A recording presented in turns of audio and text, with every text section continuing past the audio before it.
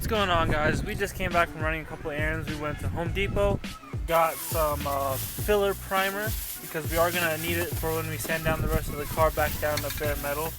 We also picked up, if I can find it, where'd it go? Oh, here it is. Also picked up this. It's for the quick release, like to my drill bit impact thing, but it's for 1/4 inch sockets. I have the one for the 3/8 sockets and I use it a lot, but when it comes to all the really tiny bolts, it takes me forever to get them off because I don't have this. So that's why we got this. Home Depot only had one can of the filler primer, so we went to Lowe's and picked up 3 more. And we also picked up some Purple Power because we need this to clean up the subframe or our spare front subframe before we give it to Richard. So let's go ahead and get these in the garage and get started to work today.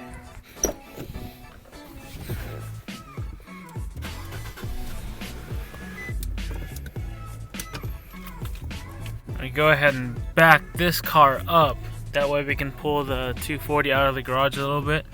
That way we don't get too much of the dirt inside the garage and it all is outside. So this is good enough right here, right before the sidewalk ends. Let's go ahead and pull that S13 out. This is a lot harder. Oh, you know what? It's because we have a flat tire. Let me put you guys down so I can push this with 2 hands. Alright, so we're gonna finish up the job that we didn't finish yesterday with the fuel line here. We got 6 more feet of it. This is gonna be for our return. So let's go ahead and get to it. And this job is actually one of the perfect examples why I needed this 1/4 inch socket adapter for our impact driver, and I'll show you guys exactly why. So for these, they're 10mm sockets, which I have it in the 3/8. So it's no problem. We can go ahead and zap them off real quick. Nope. Not a problem. This comes off. All these bolts put on the side here. This comes off.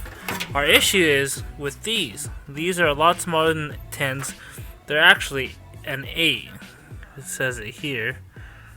Right there, it's an 8.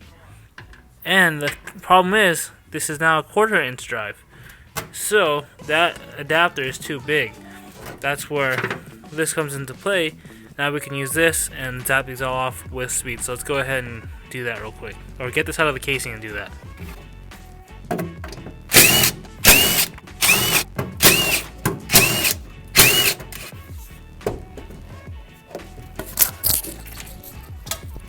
Alright, honestly, as I was unscrewing all of those, I just realized I didn't need to. There's no point in me doing that right now. So I'm just going to go ahead and put all of them right back in and slip the hose through. Alright, so I got the fuel line. I forgot to show you guys, but I have both fuel lines in there. And I pushed it down there. So now we're going to go ahead and jack the car back up, go into the car, and route that soft line where we need it to go to meet to the hard line. So, that being said, time lapse.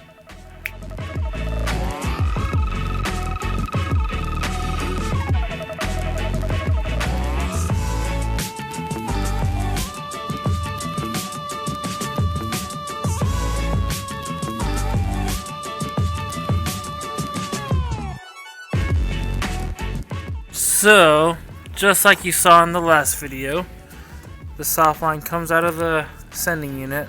If it'll focus out of there, it follows the little breathing tube there through the, what is that? Right under the frame. It hugs the body. As you can see, it goes through there. Then there's this little, that's for the fuel tank. It's like a vent thing, that right there. And it ties into there, so it holds itself up, and then it crosses over along the body. You can see I have zip ties holding them together just so they don't separate. And it's holding itself up, and then it's actually zip tied to this brake line here, and then that's what holds it in place there. Then it goes along here. You can see that brake line where it goes. It's still zip tied together, just holding them close, and then boom, right into the hard lines, which go along the driver's side of the vehicle or the left side. This one is feed, this one's return. But yeah, it holds itself up super good. It's not. It's see it holds itself up against the chassis, which is perfect. I'm probably gonna make something to where it for sure holds it up, just so there's no weird scenarios where it falls for some reason.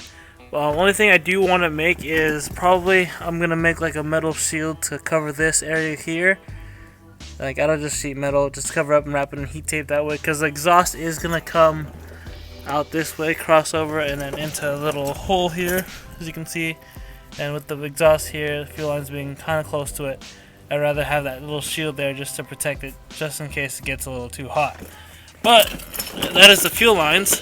Oh yeah, and by the way, if you guys have any paint guys that you guys suggest that can paint my engine bay and also my interior, let me know in the comments down below. I had a guy, but unfortunately he is not able to do it anymore, so now I'm on the search for another paint guy. So let me know in the comments down below if you have someone that can paint all of this stuff. So I went ahead and pulled off the window trim here for the rear window. When I get the interior painted, I am going to have the rear window pulled off. That way it makes it a lot easier to get the back of the cage here. So I went ahead and pulled the trim off anyways, because my biggest thing was I didn't want to paint the car or get it sanded all the way down, and then once you pull off the window to do that and put it back on, you'll see some of this stuff still there. So now with the window seal or trim or whatever you want to call it gone, I can get into these cracks and sand it completely down. That way when we reinstall the window and the trim goes over it, everything's nice and solid. So I'm gonna go ahead and set you guys down, get the ink grinder out with the wire wheel, and start getting to it, because this is not a fun process at all. Very dirty, very annoying. So let's get to it.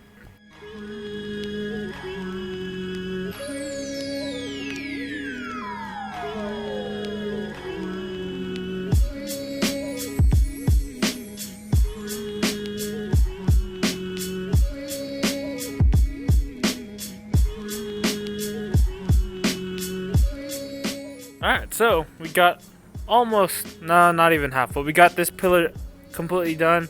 We got this A pillar completely done. We're getting the paint that they sprayed off of here at first, and then I'm going to work on getting the rest of this off.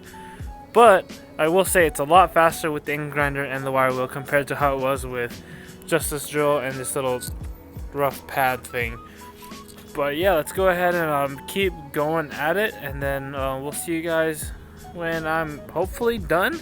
We'll see.